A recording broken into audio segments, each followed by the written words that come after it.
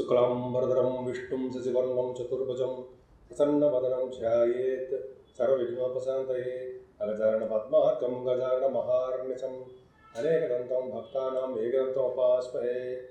ओं गं गणपतये नमः। ओं श्रीमात्रे नमः। ओं श्री गुरुभ्यो नमः। నా పేరు వాడ్రే ఆదినారాయణరావు శర్మ.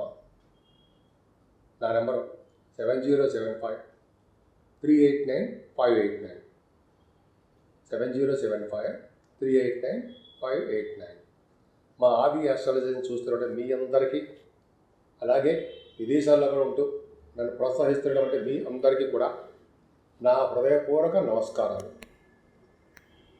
అంతేకాదండి, మన ఆది ఆస్ట్రాలజీలోనే మీరు జాతకాలు చెప్పించుకోవాలనుకుంటే date of birth, time of birth, place of birth 3 ఉండాలండి. చక్కటి జాతకాలు చెప్పుకోవచ్చు మనం. మీ ఫోన్ నేనే రిసీవ్ చేసుకుంటాను. ఇలా షూటింగ్స్లో ఉంటే మీరు వాట్సాప్లో మెసేజ్ పెట్టండి. మీకు ఏం కావాలో కూడా అవన్నీ పెడితే నేను మళ్ళీ రెస్పాండ్ అవుతాను. అంతేకాకుండా ఒక పెళ్లి ముహూర్తాలు జాతకాలే కాదండి, పెళ్లి ముహూర్తాలు, ఒడుగు ముహూర్తాలు, అలాగే మంచి మంచి ముహూర్తాలన్నీ కూడా మన ఆది ఆస్ట్రాలజీ తరఫున నేనే చేస్తూ ఉంటాను. మరెవరు కాదు, నేనే రెస్పాన్సిబిలిటీగా నేనే చేస్తుంటాను. మీరు మన వీడియోస్ నచ్చితే మీరు షేర్ చేయండి, ముఖ్యంగా లైక్ చేయండి, తర్వాత షేర్ చేయండి, సబ్స్క్రైబ్ చేయండి. బెల్ ఐకాన్ని నొక్కడం మాత్రం మర్చిపోకండి. బహుశా నా చెప్పిన వీడియోలన్నీ కూడా మీకు నచ్చాయని అనుకుంటున్నాను. సో మీరు మన ఆది ఆస్ట్రాలజీని మరింతగా లైక్ చేస్తూ ప్రోత్సహిస్తూ ఉన్నందుకు నా హృదయపూర్వక నమస్కారాలు. ఇప్పుడు మనం 11వ తారీఖు మే నుంచి 17వ తారీఖు మే వరకు కూడా 12 రాశుల వారికి ఎలా ఉండబోతోందో మనం తెలుసుకుందాం. వృషభ రాశి వారికి లగ్నం మీ రాశిలోనే రవ్వున్నాడండి. అంటే ఏంటంటే అర్థం ఏంటంటే 15వ తారీఖు నుంచి వస్తున్నాడు. 11వ తారీఖు అంటే 14, 15వ తారీఖు 14 వరకు కూడా గురుడు ఉంటాడు. అంటే గురుడు ఉండడం వల్ల గురు రవులు కాంబినేషన్ చెప్పుకుందాము. గురుడు ఉండడం వల్ల చక్కటి సౌకర్యవంతంగా మీరు కొంటారు. అంతేకాకుండా 11వ రాశిలో ఉండడం వల్ల లాభాలు అధికంగా చేకూరుతూ ఉంటాయి. 4th హౌస్ లార్డ్ మీ రాశిలో ఉండడం వల్ల స్పీడ్నెస్ ఎక్కువ ఉంటుంది. చదువు ఇస్తాడు, ఆయన తెలివితేటలు అధికంగా ఉండడానికి అవకాశం ఉంది. 15వ తారీఖు నుంచి అద్భుతమైన ఫలితాలు ఉండడానికి అవకాశం ఉందండి. ఇంకా అద్భుతమైన విషయం ఏంటంటే వృషభ రాశి వాళ్ళకి ద్వితీయ భావంలోకి గురుడు వెళ్తున్నాడండి. సంవత్సరం పాటు ధనానికి ఏమాత్రం ఇబ్బంది పడరు. ఫంటాస్టిక్. ఓ పక్కనేమో ద్వితీయ భావంలో గురుడు, ఓ పక్కనేమో శనీశ్వరుడు లాభస్థానం. టెర్రిఫిక్. వృషభ రాశి వాళ్ళకి అసలు చాలా చాలా అద్భుతంగా ఉందండి. గురుడు 15వ తారీఖు నుంచి రావడం వల్ల, ఆయన గురుడు ద్వితీయ భావంలో ఉండడం వల్ల ఫైనాన్షియల్గా అంటే ఆర్థికంగా మీరు నిలదొక్కుంటారు. ఎదుటి వాళ్ళకి హెల్ప్ చేసే తత్వంలో మీరు ఉంటారు. ఎదుటి వాళ్ళకి ధనం ఇచ్చే డబ్బులు ఇచ్చే పొజిషన్లో మీరు ఉంటారని అర్థం. ఎక్కడికి వెళ్ళినా ఫుడ్ అనేది ఉంటుంది. ఇంతకుముందు ఆహారాల్లో సరిగ్గా వేళపాటు భోజనం చేసేవారు కాదండి. ఇప్పుడు వేళపాటు భోజనం చేస్తే కానీ మేము వదలరు. అమ్మ బాబోయ్ అనిపిస్తుంది. అందుకే అదృష్టం అండి. ప్రేమగా ఉండే భోజనం మీకు ఉంటుంది. అదృష్టవంతులు. అలాగే సంగీతం పట్ల బాగా మక్కువ ఎక్కువగా ఉంటుంది. విద్యలో బాగా రాణిస్తారు. జ్ఞాన సంపదని పెంచుకుంటారండి.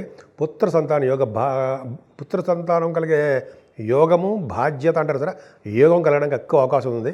జ్ఞానానికి వృద్ధి చేసుకుంటూ ఉంటారు. ఎక్కువగా ప్రయాణాలు చేయడానికి ఎక్కువ అవకాశాలు ఉన్నాయండి. 4th హౌస్ లాడు బుధుడు అంటే రవియాడు కాబట్టి చదువులో ఎటువంటి ఆటంకాలు లేకుండా సాఫీగా చదువుకోవడానికి అవకాశాలు ఉన్నాయి. తల్లి గారికి మాతృప్రేమ బ్రహ్మాండంగా ఉంది. ఏదేమైనా పంచమ స్థానంలో కేతుకి గురుదృష్టి ఉందండి, శనిదృష్టి కూడా ఉంది. ఉండవాలంటే పుత్రిక సంతాన యోగం కలగడానికి అవకాశాలు ఎక్కువ. తర్వాత పుత్ర సంతాన యోగం ఉంటారనుకోండి, అది వేరే విషయము. అంతేకాకుండా గురు ప్రభావం వల్ల స్టాక్ మార్కెట్లో ఉన్న వాళ్ళకి డెవలప్మెంట్స్ ఉండడము, సినిమా రంగంలో ఉన్న వాళ్ళకి, సాహిత్య రంగంలో ఉన్న వాళ్ళకి బాగా అభివృద్ధి కలగడము, సంగీతము, నృత్య కళాకారులు కూడా మంచి అవకాశాలు బాగా ఉండడము జరుగుతుందండి. అంతేకాకుండా గురు ప్రభావం వలన కొంతమందికి రాజకీయ నాయకుల్లో పదవులు రావడానికి అవకాశం ఉంది. ఏదేమైనా మీ ఇంట్లో వివాహ వేడుకలు, శుభకార్యాలు చేస్తారు. ఎందుకంటే గురుడు కూడా నీచస్థితిలో 7వ స్థానం ఉన్నప్పటికీ చంద్రుడు నీచస్థితిలో ఉన్నప్పటికీ మీకు గురుదృష్టి ఉండడం వల్ల గజకేసరి యోగం ఏర్పడింది. వివాహ వేడుకలు, వివాహ శుభకార్యాలు అన్నీ బ్రహ్మాండంగా చేసుకుంటారు. 8వ స్థానానికి గురుదృష్టి ఉందండి, అది అదృష్టం. ఎటువంటి అనారోగ్య సమస్యలు రావండి. 16-17 తారీఖుల్లో చంద్రుడు కూడా ఉంటాడు కాబట్టి గజకేసరి యోగంలో ఉన్నారు ఇద్దరు గురుచంద్రులు యోగంలో ఉండడం వలన గజము అంటే ఏనుగు, కేసరి అంటే సింహం. అంటే ఏనుగు అంత బలము, సింహం అంత పరాక్రమవంతులుగా మీరు ఉంటారు. పైగా గజ అశ్వవాహనాలు కలిగి ఉంటారు. కొంతమందికి అంటే గుర్రపు పందాలు, గుర్రాలు ఎక్కడమో అవి జరుగుతుంది, మీరు కొంతమందికి ఉంటుంది. అంతేకాకుండా మీ అష్టమ స్థానానికి ఉండడం వల్ల, అష్టమ స్థానంలో చంద్రుడు ఉండడం వల్ల తలవంతలంకో వచ్చే ధనయోగము, అలాగే చిన్న చిన్న లాస్ సంబంధించిన వాటిలో ఏమైనా ప్రాబ్లమ్స్ ఉంటే సక్సెస్ అవ్వడము ఇవన్నీ జరుగుతాయండి. భాగ్యాధిపతి లాభస్థానంలో ఉన్నాడు, అది సూపర్. అంటే ఏంటంటే భాగ్యం అంటే అదృష్టం, లక్ష్మీ స్థానం అంటాం. శనీశ్వరుడు లక్ష్మీ స్థానం ఆయన మీకు భాగ్యాన్ని విపరీతంగా ఇస్తాడు. ముఖ్యంగా ఆటోమొబైల్ ఇండస్ట్రీస్లో ఉన్న వాళ్ళకి, సిమెంట్ పరిశ్రమలు, ఫార్మా రంగము, కోల్, ఐరన్, స్టీల్ అంటాం కదా వాళ్ళకి, సాఫ్ట్వేర్ రంగంలో వాళ్ళకి, వీళ్ళందరూ కూడా శని కార్యకర్తలో ఉన్న వాళ్ళకి, ఐరన్, కంప్యూటర్స్, హార్డ్వేర్, సాఫ్ట్వేర్ ఉద్యోగస్తులకి, వీళ్ళకి విధంగా బిజినెస్లు బాగా రాణిస్తాయండి. ఉన్నతమైన విద్య కోసము దూరప్రాంత ప్రయాణాలు కానీ, ఫారిన్ కంట్రీస్ కానీ వెళ్ళడానికి అవకాశం ఎక్కువ. అంతేకాదండి, ప్రొఫెషనల్గా మీరు చాలా అభివృద్ధి చెందుతారు. ఎందుకంటే వృషభ రాశి వారికి 10th హౌస్కి గురుదృష్టి ఉంది, చాలా అద్భుతం అండి. అంటే మీ ఉద్యోగ భద్రత ఉంది. ఇంతకుముందు అమ్మ బాబాయ్ ఉద్యోగాలు పోతాయా ఉంటాయా, ఉద్యోగాల్లో ప్రమోషన్స్ రావట్లేదు అనుకోవాల్సిన అవసరమే ఉండదు.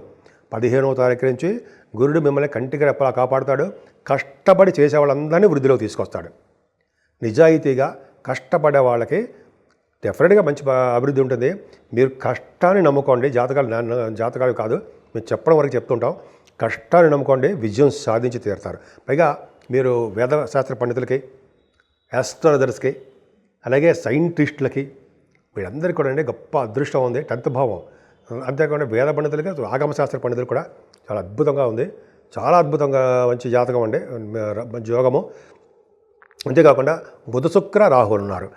అంటే మీకు రాశ్యాధిపతి 11వ భావంలో ఉండడము, శుక్రుడితో కలిసిన శనితో కలిసినటువంటి రాహువు ఉండడం.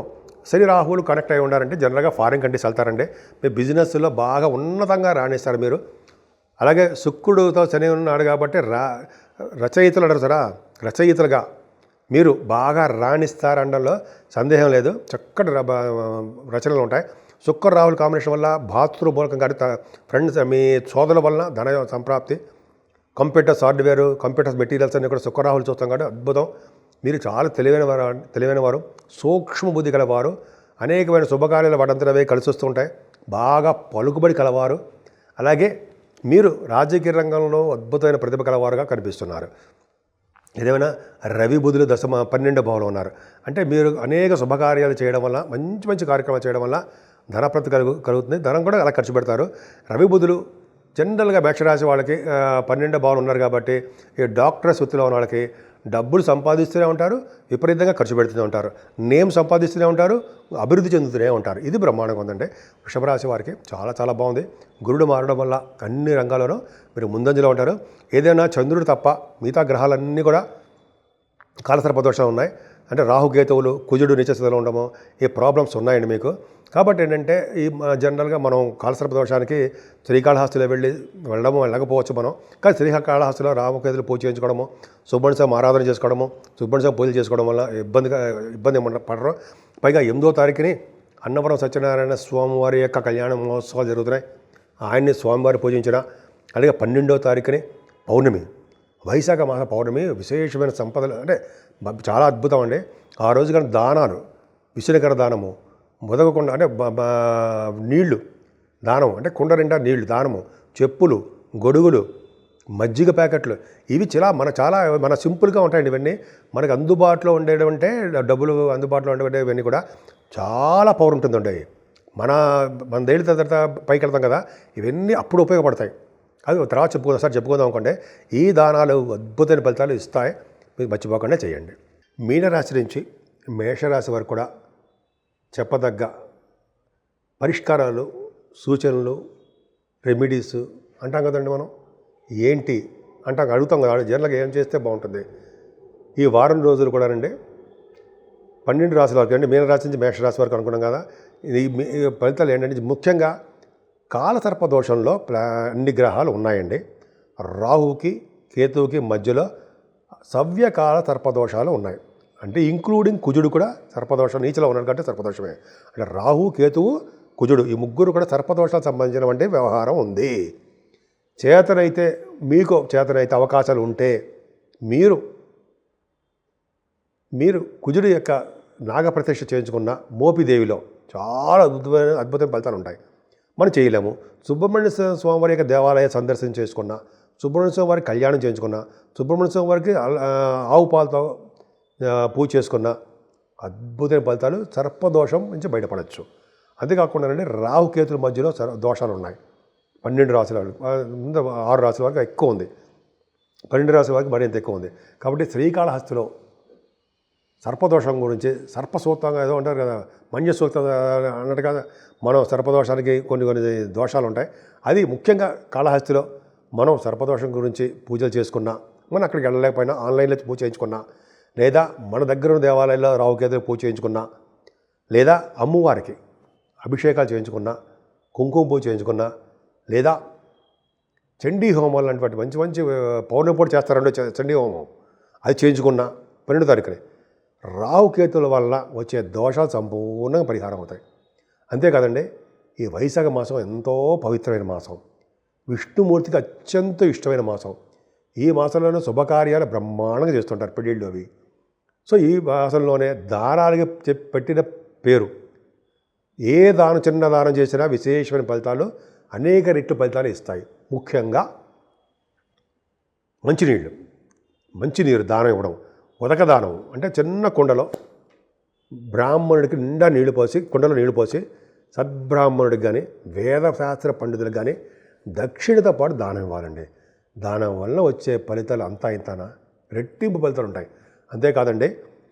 అంతేకాదు ముఖ్యంగా మంచినీళ్ళు దానం ఇవ్వడం, చల్లటి మంచినీళ్ళు, మజ్జిగ దానం ఇవ్వడం ఒకటి అద్భుతమైన ఫలితాలు ఉంటాయండి.